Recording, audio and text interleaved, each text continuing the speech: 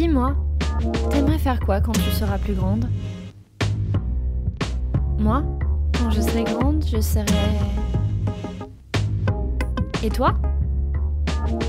Quand je serai grande, un podcast RLP par Hélène Grillon. Bonjour les amis, c'est Hélène Grillon. Je vous souhaite à toutes et tous une très belle année 2025 et j'ai hâte de continuer à vous faire découvrir de beaux portraits de femmes incroyables et passionnantes. J'espère que l'épisode précédent vous a plu. Aujourd'hui, direction l'Inde rurale à la rencontre d'une guerrière emblématique. Parfois bandit, parfois héroïne, tout dépend du point de vue que l'on choisit. Certains se demandent à son époque si sa vie sanguinaire est une légende terrible ou la réalité. Son combat débute dans une Inde écrasée par le poids des castes. Elle grandit dans l'extrême pauvreté et subit très jeune des violences inimaginables.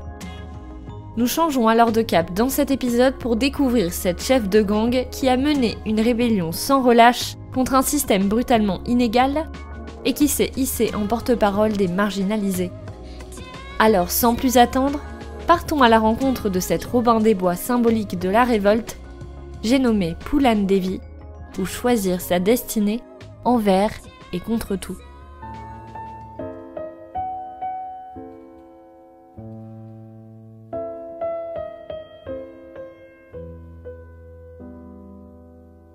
Moi, Phoolan Devi, née moins qu'un chien, je suis devenue une reine. Mon témoignage est une main tendue à toutes les femmes humiliées du monde. Son histoire est de celles qui donnent l'impression de sortir tout droit d'une légende ou d'un conte ancien. Pourtant, elle est aussi l'histoire d'une femme prête à tout pour se battre contre l'injustice et le déterminisme. Tout ceci commence au cœur du nord de l'Inde, dans la région de l'Uttar Pradesh, au bord de la rivière Yamuna. Phoolan naît en 1963 et grandit dans une province rurale et peuplée, parmi la caste très défavorisée des Mallas. Prenons alors un temps pour comprendre un peu mieux ce système d'organisation sociétale emblématique du pays. L'Inde est en réalité un grand kaléidoscope de castes, qui ne compte pas moins de 4000 communautés différentes. En gros, ta caste détermine ta place dans la société. Quand tu nais dans une caste, tu y restes toute ta vie et tu dois respecter un certain nombre de règles. Les Mallas, dont fait partie la famille de Phoolan, est une caste de bateliers et de pêcheurs. Depuis qu'elle est toute petite, le quotidien de Phoolan est rythmé par l'extrême pauvreté et une importante charge de travail. Phoolan ne connaît que ça. Son père s'attriste à longueur de journée d'être né du mauvais côté. Sa mère, quant à elle, regrette presque d'avoir mis au monde la jeune fille. En réalité, la famille de Phoolan est convaincue qu'elle a été maudite par les dieux. 3 filles à la suite, c'est comme piocher le mauvais numéro en boucle. Être une fille en Inde, c'est être une moins que rien. Entre les infanticides car elles n'ont pas de dot et les mariages forcés, devenir une femme, c'est faire l'expérience quotidienne de la violence sociale. La mère de Phoolan est d'ailleurs enceinte d'une 4e fille. Alors pour éviter une faim atroce à la petite, Phoolan la nourrit avec du lait volé chez les voisins d'à côté. Puis un jour, une 5e grossesse amène un garçon, le tant attendu élu de la fratrie. Lui, il va à l'école, mais il est hors de question pour les parents et la société tout entière que ses sœurs fassent de même. Les filles apprennent à faire la cuisine, à tenir une maison propre et à se taire, point. À l'époque, leur mère les met souvent en garde des dangers qu'elles encourent en tant que femmes. Par exemple, elle leur répète de ne pas s'arrêter si un homme les interpelle, ou encore de se déplacer en groupe pour éviter tout incident. Les filles Devi grandissent dans la peur constante d'une agression. Et tout cela en attendant que les parents récoltent assez d'argent pour leur dot de mariage.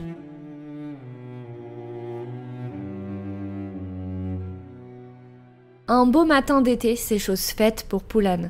On lui coiffe les cheveux et on l'apprête comme une princesse.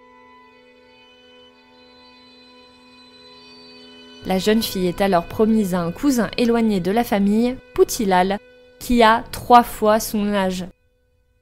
Poulan a 11 ans.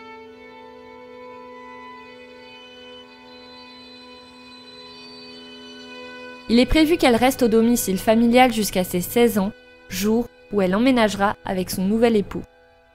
Mais celui-ci, impitoyable et impatient, exige le lendemain de la noce que la petite fille habite dans sa nouvelle maison, car je cite, « Il faut bien qu'elle s'en occupe ». Poulan est alors enlevée à sa famille. Son programme quotidien de femme au foyer est à présent fait ainsi. Beaucoup de ménage et de cuisine à longueur de journée. Le soir, elle ne peut même pas se reposer dans un endroit correct. Elle est forcée de dormir par terre, à côté des chiens. Et si l'enfer ne s'arrêtait que là, pendant des heures tous les jours, Poulan est battue, violée et enfermée par son nouveau mari. Malgré les cris incessants, aucun voisin ne vient en aide à la jeune fille. C'est comme si elle était coincée là, à tout jamais. Poulan est terrorisée chaque fois qu'elle entend ou voit cet homme. Un jour, elle tombe très malade, mais son mari refuse de la faire soigner. Voyant l'état déplorable de la jeune fille, ses parents viennent la chercher. Finalement, Poulan ne rentrera jamais chez son mari. Son mariage est annulé, mais sans le savoir, elle est devenue une paria. Quand elle reprend un peu du poil de la bête, elle aide son père et travaille dur tous les jours comme si elle n'était jamais partie. Pourtant, à cause de ce qu'elle a subi, les affaires de la famille fonctionnent mal. Son père a du mal à se faire payer pour les services qu'il rend. Tous les villageois ne cessent de culpabiliser la jeune fille, ce qui la rend folle de rage. Pour tout le monde, Poulan est une femme morte. Alors autant aller avec le flot, puisque tout le monde la considère comme une cinglée, elle n'a que sa colère pour elle. Elle commence à commettre des actes de vengeance. Mais du côté des Thakur, la caste dominante de guerriers, l'idée qu'une femme se permette de s'offrir ce luxe les insupporte. Un jour, ils passent à l'action et la dénoncent à la police locale, prétextant que Poulan est membre des dacoïtes. Les dacoïtes sont à l'époque considérés comme des rebuts de la société. C'est un gang de hors-la-loi sanguinaires qui pille les villages et habite les profondeurs de la jungle. Poulan est concrètement arrêtée sans que personne ne lui donne de raison valable. Elle est finalement laissée seule en prison, abandonnée à la merci de policiers qui se permettent de l'attacher et de profiter d'elle comme bon leur semble. Lorsqu'elle rentre chez elle, Poulan est une coquille vide. Son âme s'est comme évaporée. Elle se rappelle alors des paroles de sa mère lorsqu'elle était enfant. « Oui, maman, pourquoi m'avoir fait subir tout cela si être une fille est une malédiction? Pourquoi m'avoir gardée ?» Et comme si ce n'était que le début, à son retour, les Thakur, à bout de patience de voir la jeune femme se relever coup après coup, décident d'organiser son kidnapping. Ils l'emmènent alors au fin fond de la jungle, près du territoire dacoïte. Poulan, qui n'a entendu que des histoires horribles sur cette bande de monstres depuis qu'elle est toute petite, est certaine de se faire dévorer. Finalement, au moment où elle est retrouvée par les dacoïtes, le gang ne sait pas quoi faire d'elle. L'abandonner? La tuer? Parmi eux, Vikram, un malin comme elle, fait preuve de gentillesse. Il lui donne de l'eau et de quoi se nourrir. C'est la première fois qu'un homme n'essaie pas de lui sauter dessus dès qu'il en a l'occasion. Alors, n'ayant pas d'autre plan et se sentant paradoxalement en sécurité, Poulan rejoint les dacoïtes et commence avec eux à jouer les Robins des Bois. Jour après jour, le petit groupe redistribue les richesses des castes dominantes pour les donner aux plus pauvres, bien loin des histoires que l'on raconte aux enfants. À force, Vikram et Poulan se rapprochent. Elle a 16 ans, il en a 22. Et un jour, Vikram propose à Poulan de l'épouser. Il lui promet également de la venger de tout ce qui lui est arrivé avant. Poulan accepte, et leur vendetta commence par le premier mari de Poulan, Putilal, à qui le gang rend une sacrée visite. Désormais heureuse et en sécurité dans sa nouvelle famille, Poulan apprend quelques rudiments. Elle s'entraîne à tirer, porte le même uniforme que les hommes et prête serment au code guerrier des dacoïtes. À présent, Poulan défendra corps et âme toutes les voix humiliées et opprimées. Partout où elle passe, Poulan est acclamée par les villageois pauvres et devient l'ennemi numéro 1 des riches. Sa tête est mise à prix par la police. Un jour, alors qu'elle fait un détour par son village natal pour présenter enfin Vikram à ses parents, il est assassiné dans son sommeil par un chef de gang rival Thakur, du nom de Sriram. Sriram ne supporte pas l'idée que des dacoïtes puissent être commandés par des mallas et surtout par une femme. Poulan échappe à la mort, mais elle sait que ce répit n'annonce rien de bon. Sriram a d'autres plans pour elle.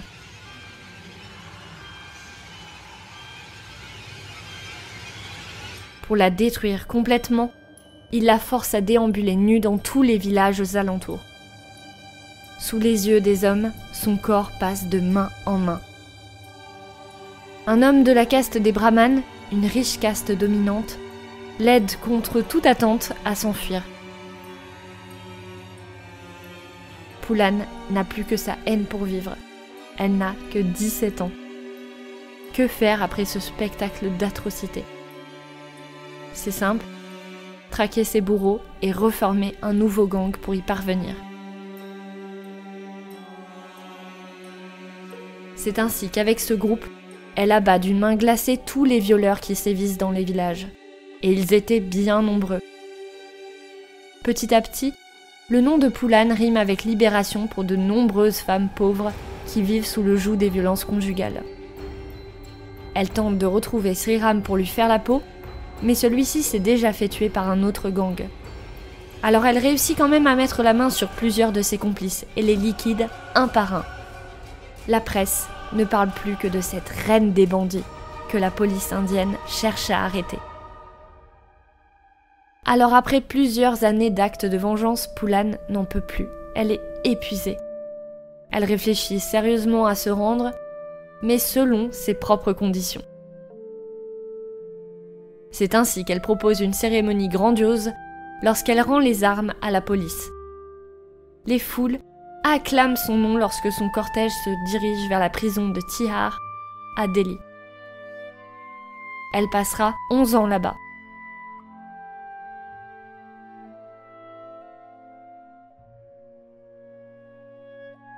Pendant cette incarcération, le pays est secoué par d'importants changements. À l'approche des élections, Poulan Devi est graciée par le gouvernement et soutenue par le parti socialiste Samajwadi. Elle a 31 ans lorsqu'elle est enfin une femme libre. La popularité qu'elle a accumulée la pousse à se présenter pour le Parlement et à faire bouger les choses autrement. En 1996, fraîchement élue, elle commence à faire voter des lois en faveur des femmes et des personnes qui vivent dans l'extrême pauvreté. Elle a le sentiment de prendre une autre forme de revanche sur toutes les maltraitances qu'elle a subies. En 1998, elle est même candidate pour le prix Nobel de la paix. Malheureusement, les menaces des fondamentalistes et des Thakur s'exécutent le 25 juillet 2001, alors qu'elle rentre chez elle après une session au Parlement. Sher Singh Rana, un Thakur, affirme fièrement avoir assassiné la reine des bandits de 2 balles dans la tête. La mort de Poulan soulève alors une nouvelle fois les foules et provoque de grandes manifestations dans l'Uttar Pradesh. Qui peut imaginer ce que cette personnalité de feu aurait accompli si elle avait vécu encore plus longtemps ?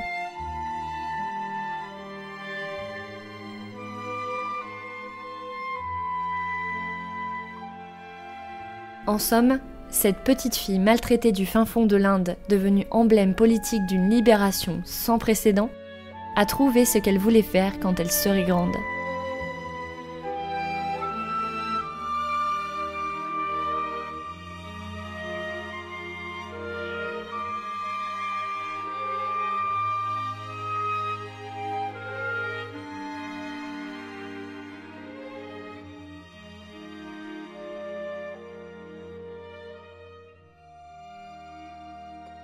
Voilà, rien que ça.